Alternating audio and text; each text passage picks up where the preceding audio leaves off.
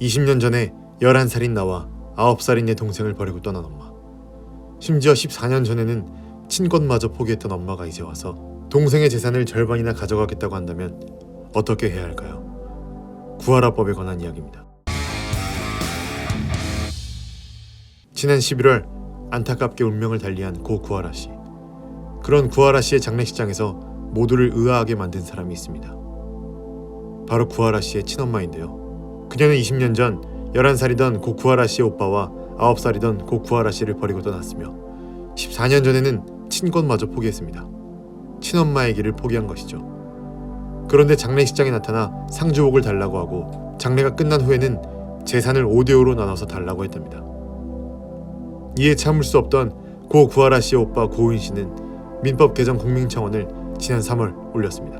구하라법은 직계 존속 또는 직계 비속에 대한 부양 의무를 현저히 해태한 경우도 상속 결격 사유로 추가하고 기여분 인정 요건을 완화하는 민법 개정에 관한 청원입니다.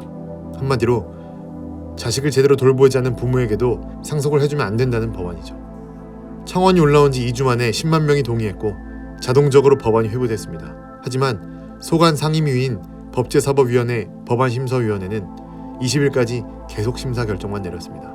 이런 결정을 내린 이유에 대해서 법사위는 이렇게 밝혔습니다. 부양 의무의 기준과 채무관계 등에 대한 전반적인 연구가 필요하다. 즉, 자식을 잘 돌보지 않았다는 것을 규정하기 어렵다는 말이죠.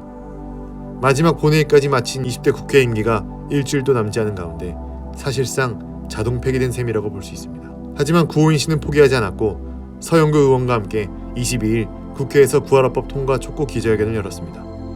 서영교 의원은 고 구하라 씨뿐만 아니라 세월호 사고에서도 천안 사건에서도 안타깝게 희생된 아이들과 장병들의 보험금과 보상금을 어릴 때 버리고 떠난 친부모가 나타나 가져가는 것을 보고 온 국민은 분노해야 했다며 이 같은 불합리함을 막기 위해 해당 법안을 발의했다고 설명했습니다.